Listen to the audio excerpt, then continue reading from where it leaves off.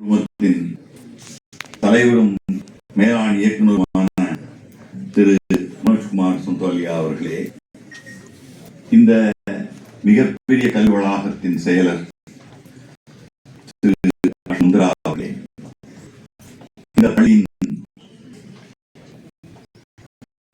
தலைமை ஏற்றிருக்கின்ற ஐயா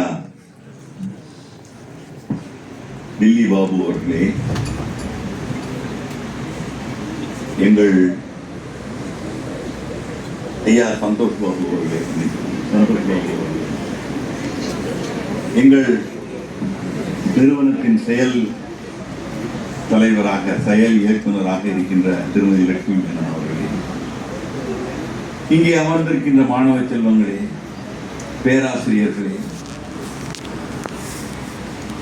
அரசியல் ஆளுமைகளே, உங்கள் அனைவருக்கும் காலை வணக்கம். ஒரு மிக முக்கியமான நிகழ்வுக்கு நாம் இங்கே கூடியிருக்கிறோம் என்கிற அளவில் என்னுடைய மகிழ்ச்சியை நான் இங்கே வெளிப்படுத்திக் கொள்கிறேன். விளக்கு அவ்வப்போது அணைந்து எரிவது போல மாணவ செல்வங்களின் மனதில் அவ்வப்போது எழுந்து மறைந்து எழுகின்ற கேள்விகளுக்கெல்லாம் பதில் தருவதற்கு பெயர்தான் கல்வி. அந்த கல்வியின் அடிப்படையில் தான் மாணவ செல்வங்களை மெருகேற்ற முடியும், செதுக்க முடியும் என்பதுதான் வள்ளுவ பேராசான் சொல்லி தந்த பாடம். கற்றனை தூரும் மணற்கேணி மாந்தற்கு கற்றனை தூரும் அறிவு. அதுபோல மணற்கேணியை தோண்ட தோண்ட எப்படி தண்ணீர் வருகிறதோ அதுபோல மாணவ செல்வங்களுக்கு படிக்க படிக்க கல்வி அதிகரிக்கும் என்கின்ற வகையில் இப்படி ஒரு மாணவர் மலர் வெளிக்கொணர வேண்டும் என்கின்ற எண்ணம் எங்களுக்கு ஏற்பட்டது. வியப்படைய ஒன்றுமில்லை. இங்கே நான் பதிவு செய்ய வேண்டிய சில முக்கியமான விஷயம் இருக்கிறது. மேடையிலே இந்த மலரை வெளியிடுவதற்கு அழைக்கப்பட்டிருக்கின்ற, அறிமுகப்படுத்துவதற்கு வந்திருக்கின்ற மாண்புமை அமைச்சர் அவர்கள் இந்த மாணவர் மலர் என்ன காரணத்துக்காக கொண்டு வரப்படுகிறதோ அந்த காரணத்தின் வெற்றிக்கு எடுத்துக்காட்டாக இருக்கும். ஒரு சாமானிய குடும்பத்தில் பிறந்த ஒருவர், ஒரு சாமானியமாக வளர்ந்த ஒருவர், தன்னுடைய உழைப்பாலும் அறிவாலும் படிப்பாலும் உன்னதமான பதவிகளை எல்லாம் எட்ட முடியும் என்பதற்கு எடுத்துக்காட்டாக விளக்குகின்ற ஒரு மனிதனாக இருப்பவர் அமைச்சர் அவர்கள். அது மட்டுமல்ல, அமைச்சருடைய வெற்றியை பலரும் அரசியல் வெற்றி என்று கருதுவார்கள். நான் அமைச்சருடைய வெற்றியை ஒரு சமுதாய வெற்றியாக கருதுபவன்.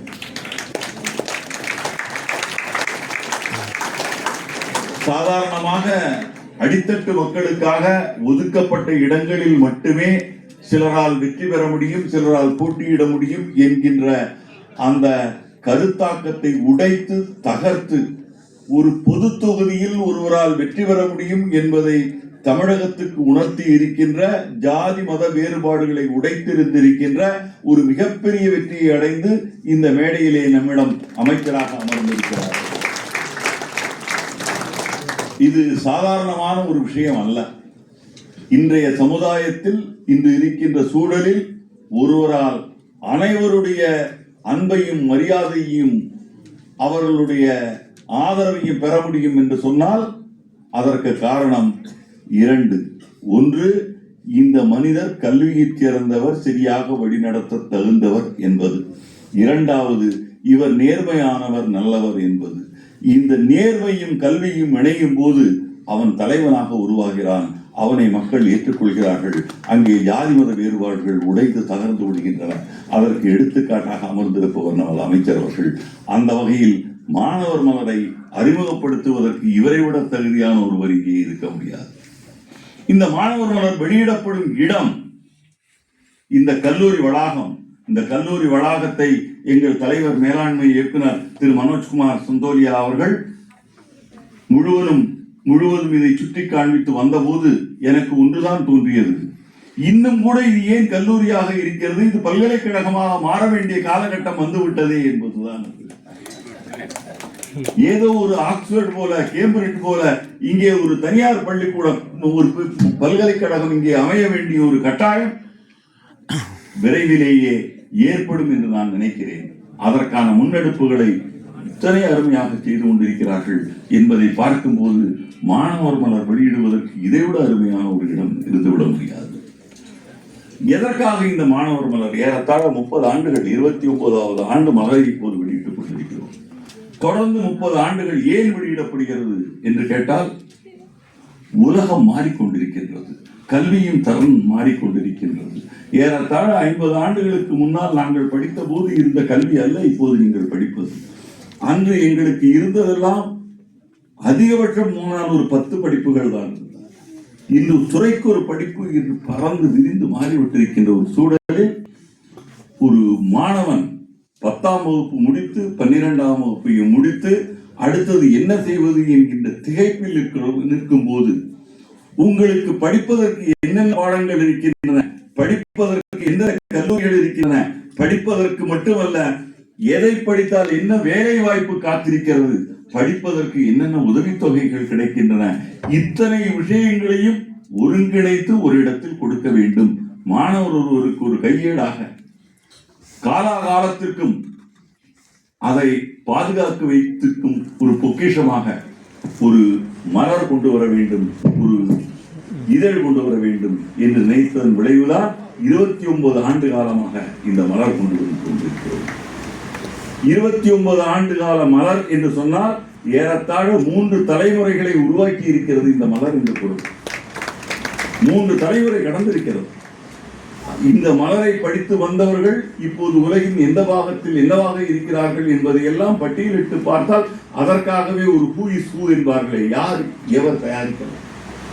அப்படிப்பட்ட ஒரு காரணத்துக்காகத்தான் இந்த மலர் வந்து கொண்டிருக்கிறது. காலந்தோறும் அந்தந்த காலத்துக்கு ஏற்ப கல்வித்துறையில் ஏற்படும் புதியனவற்றையும் எந்த துறையில் ஈடுபடுவது என்று ஆலோசனைகளையும் தகுந்த கல்வியாளர்கள் பங்களிப்புடன் வழங்கி வருகிறோம். இந்த மலரின் மூலம் கல்லூரிக்கு பிறகு வேலை வாய்ப்பு விவரங்கள், வணிக உத்திகள், இராணுவ பயிற்சி பெறுவது என அனைத்து வகையான கல்வி வாய்ப்புகளையும் ஒவ்வொரு மலர் மூலமாகவும் வெளிக்கொண்டு வந்து கொண்டிருக்கிறோம். மாறிவரும் உலக பொருளாதார சூழலுக்கு ஏற்ப தொழில்களின் தன்மையும் தொழில் நிறுவனங்களின் தேவையும் மாறி மாறி வருகின்றன. உலகின் அதிக எண்ணிக்கையிலான இளைஞர்களின் பலத்தை கொண்டிருக்கும் இந்தியா அவர்களை கொண்டு உலக நாடுகளின் அறிவு தேவையை பூர்த்தி செய்துவிட முடியும். அகில இந்திய உயர்கல்வி ஆய்வு நிறுவனத்தின் புள்ளி விவரத்தின்படி தேசிய அளவில் உயர்கல்வி மாணவர் சேர்க்கை 49% தமிழகம் முதலிடத்தில் உள்ளது. இது அகில இந்திய சராசரியை விட 2 மடங்கு அதிகம். இங்கே தமிழகத்தை போல அதிகமான மாணவர்கள் உயர்கல்விக்கு போவதில்லை. பிற மாநிலங்களில் இங்கே உயர்கல்விக்கு மாணவர்கள் வருகிறார்கள். அவர்களுக்கு எந்த கல்வி பெற வேண்டும், எங்கே பெற வேண்டும் என்பதற்கான வழிகாட்டுதலை தருவதுதான் இந்த மாணவர் மலருடைய அடிப்படை நோக்கம்.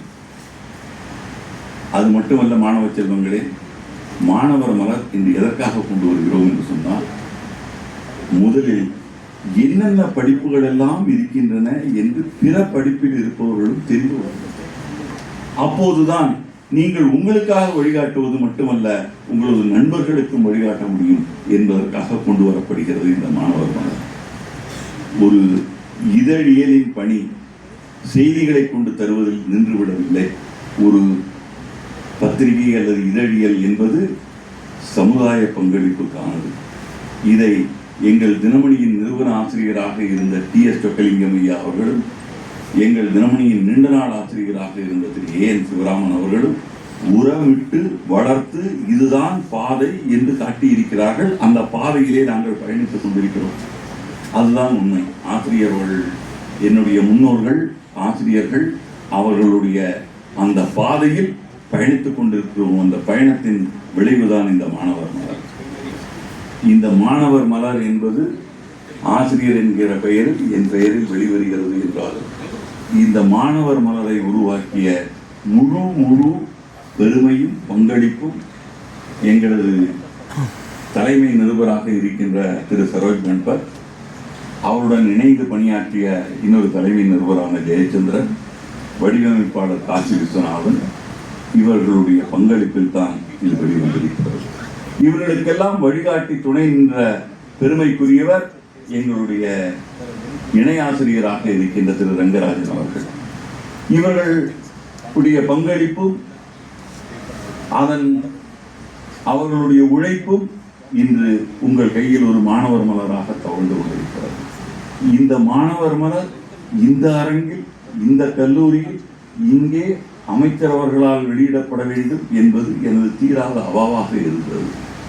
எனக்கு ஏறத்தாழ 30 ஆண்டுகளாக இணைந்து பணியாற்றிக் கொண்டிருக்கின்ற, இணைந்து பயணித்துக் கொண்டிருக்கின்ற என் இனிய நண்பர், மதுரையிலிருந்து எனது நண்பர் திரு விஸ்வநாதன் அவர்கள் அமைச்சராக பொறுப்பேற்றவுடன் அவருக்கு நான் வைத்த முதல் வேண்டுகோள், எங்கள் மாணவர் மலர் தயாராகி கொண்டிருக்கிறது, அதன் வெளியீட்டு விழாதான் அமைச்சராக உங்களுடைய முதல் நிகழ்வாக இருக்க வேண்டும் என்பது.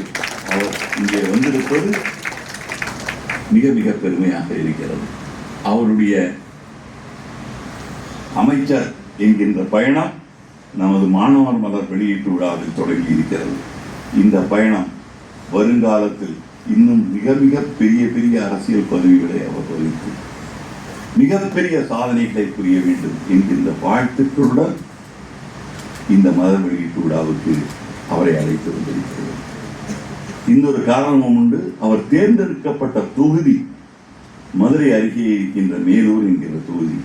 அந்த மேலூர் தொகுதிக்கு பெருமை என்னவென்று சொன்னால், தமிழகத்தின் காங்கிரஸ் ஆட்சியிலே தமிழக காங்கிரஸ் தலைவராக இருந்த தன்னலமற்ற தேசத்தொண்டு செய்த தியாகியான திரு கக்கன் அவர்களுடைய தொகுதியில் இருந்து தேர்ந்தெடுக்கப்பட்டார்.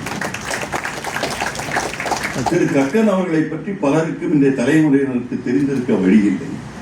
தமிழகத்தின் உள்துறை அமைச்சராக, காவல்துறையை தன் கட்டுப்பாட்டில் வைத்திருந்த அமைச்சராக இருந்த கக்கன் அவர்கள் 1967 காங்கிரஸ் ஆட்சி அகன்ற போது உள்துறை அமைச்சராக இருந்தவர் தன்னுடைய சென்னை கோட்டையில் இருக்கின்ற தன்னுடைய அறையில் இருந்து வெளியே வந்து அரசு வாகனத்தை போகச் சொல்லிவிட்டு, இனி எனக்கு இது தேவையில்லை என்று சொல்லிவிட்டு எதிரில் பஸ் நிலையத்தில் வந்து நின்று பஸ் ஏறி வீட்டுக்கு போன பெருந்தாய். இந்த அப்படி ஒரு அமைச்சரை எல்லாம் நாம் பார்க்கவே முடியாது. அவர் உடல்நலம் சரியில்லாமல் மதுரையில் பொது மருத்துவமனையில் இருந்ததும், அவரை முதல்வராக இருந்த எம்ஜிஆர் நேரில் போய் பார்த்ததும், அவர் பார்ப்பதற்கு தினமணி காரணமாக இருந்ததும் இந்த நினைவு கூறத்தக்க ஒன்று. தினமணியில் செய்தி வெளியிட்டதை தொடர்ந்துதான் எம்ஜிஆர் அவர்கள் அவரை போய் சந்தித்து பார்த்து அவர் அது கூட எதிர்பார்க்கவில்லை. நான் சாமானியன், நான் தியாகி, இந்த நாட்டுக்காக சுதந்திரத்திற்காக போராடியவன், ஆகவே எனக்கென்று சிறப்பொன்றும் தேவையில்லை என்று சொன்ன ஒரு அமைச்சர் பெருமகன் அவருடைய தொகுதியில் அவரை போலவே வென்று ஒரு தூய்மையான ஒரு அரசியல் பயணத்தை தொடர வேண்டும் என்கின்ற எண்ணத்துடன் இருப்பவர் அமைச்சர் என்பது நமக்கெல்லாம் பெருமைக்குரிய. அது மட்டுமல்லாமல் கக்கன் அவர்களுடைய உறவினராக, வாரிசாக இருப்பவர் தமிழ்ச்செல்வன் அவர்கள். அவர்கள் சென்னை மாநகராட்சியின் உறுப்பினராக இருந்தவர், கக்கனுடைய வம்சாவளியைச் சேர்ந்தவர். அவர் இந்த நிகழ்ச்சிக்கு வந்திருக்கிறார் என்பது இன்னொரு மகிழ்ச்சி தரும் செய்தி. காங்கிரஸ் கட்சியின் துணைத் தலைவராக இருக்கின்ற திரு சிரஞ்சீவி அவர்கள், என் அன்புக்கினிய நண்பர் திரு முருகன் அவர்கள், இப்படி பல நண்பர்கள் இங்கே வந்திருக்கிறார்கள். அனைவருக்கும் என்னுடைய நன்றியும் வணக்கங்களும். வெற்றிகரமாக 29வது ஆண்டில் தினமணி மாணவர் மலர் அடியெடுத்து வைத்திருக்கிறது. அதனுடைய அறிமுக நிகழ்வை இங்கே அமைச்சர் அவர்கள் நடத்திக் கொண்டிருக்கிறார், நடத்தப் போகிறார், நிகழ்த்தப் போகிறார். அதற்கு என்னுடைய நன்றியையும் வணக்கத்தையும் கூறி, மாணவ செல்வங்கள் உங்கள் அனைவரையும் இந்த நேரத்தில் என்னுடைய வாழ்த்துக்களை தெரிவித்து, அடுத்த ஆண்டுக்கான வருங்காலத்துக்கான வாழ்த்துக்களை தெரிவித்து விடைபெறுகிறேன். நன்றி, வணக்கம்.